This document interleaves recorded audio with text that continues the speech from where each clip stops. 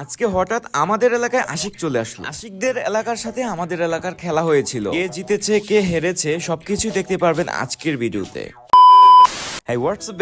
আসসালামু আলাইকুম। It's me Rafanchu. Welcome to my new another vlog. So guys, কেমন আছেন? আশা করি ভালো আছেন। আল্লাহ পাকের অশেষ রহমতে আমিও অনেক ভালো আছি। আজকে খেলার প্রথম দিন, তাই আমার বন্ধু স্টেমের পাশে বক্স করে নিচ্ছে। যেহেতু তারা কমিটি, সেহেতু তাদের কাজ করাটা বাধ্যতামূলক। চারিপাশে মানুষ দিয়ে ভরপুর হয়ে যাচ্ছিল, সেখানে আমি একটু বল নিয়ে প্র্যাকটিস করতেছিলাম। আজকের খেলাটি হচ্ছে পাচানিপাড়া টিম এবং খতিয়ারগাঁও বাগা টিম। আমাদের টিমের সবাই 1 ঘন্টা আগেই প্রস্তুত ছিল। আর এটা হচ্ছে খেলার টাইসিট। প্রথমে আমরা খেলার টাইসিটের মধ্যে নাম লিখে নিলাম। খতিয়ারগাঁও বাগা টিমের সদস্যরা দীর্ঘ 1 ঘন্টা দেরি করে মাঠে আসে এবং সবাই টাইসিট জমা দেওয়ার পর টস হয়ে যায়। সেই টসে আমাদের দল হেরে যায় এবং তাদের ফিল্ডিং করতে হয়। এবং আমাদের টিমের সবাইকে আমি সুন্দর করে ছবি তুলে দেই। ছবি তোলা শেষ করার পর সবাই একে একে ফিল্ডিং এ দাঁড়িয়ে যায়। যেহেতু খেলা এখনই শুরু হয়ে যাবে, তাই আম্পায়ার সবাইকে বুঝিয়ে দিচ্ছে খতিয়ারগাঁও বাগা টিম এখন ব্যাটিং করবে, দেখা যাক কি করে তারা। একটা কথা আছে, 4 ছক্কা হই হই বল ঘুরায় গেল কই। যদিও ছক্কা নাই, তারপরও দেখি যে বল ঘুরায় কই যায়। অবশেষে বলটি কিপারের কাছে চলে আসে,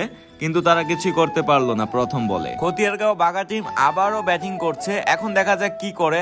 এখনই তিনি একটি বড় 6 মেরে দেয়, যার কারণে তিনি আউট হয়ে যায়। তারপর সিয়াম ব্যাটিং করছে। সিয়াম খুব সুন্দর একটি শট করে এবং কিছুই করতে পারলো না। তারপর শাহেদ ব্যাটিং করতেছিল। শাহেদ ব্যাটিং করে কিছুই করতে পারতেছিল না। তারপর হচ্ছে লাস্ট বলে আউট হয়ে যায় ব্যাটলার। যদিও শাহেদ অনেক চেষ্টা করেছিল, তারপরও কিছু করতে পারে না। এরপর আশিকের ভাই ব্যাটিং করতেছিল। সে খুবই ভালো খেলে, দুর্দান্ত খেলতেছিল। তারপর হচ্ছে আশিকের ভাই অনেক দুর্দান্ত খেলার পর হচ্ছে সে কিছুক্ষণ পর আউট হয়ে যায় এবং আম্পায়ার তাকে আউট ঘোষণা করে দেয়।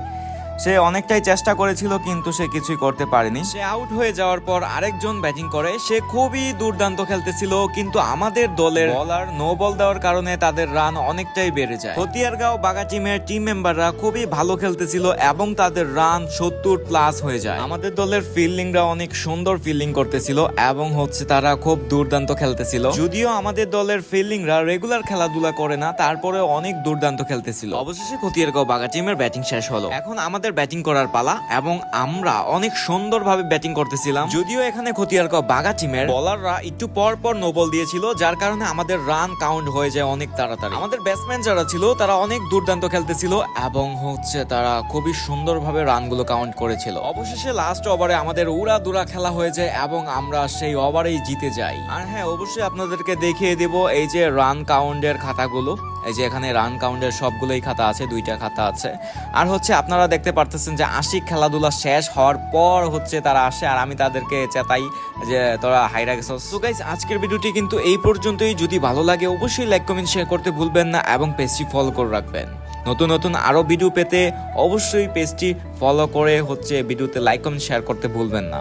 আসসালামু আলাইকুম, আল্লাহ হাফেজ।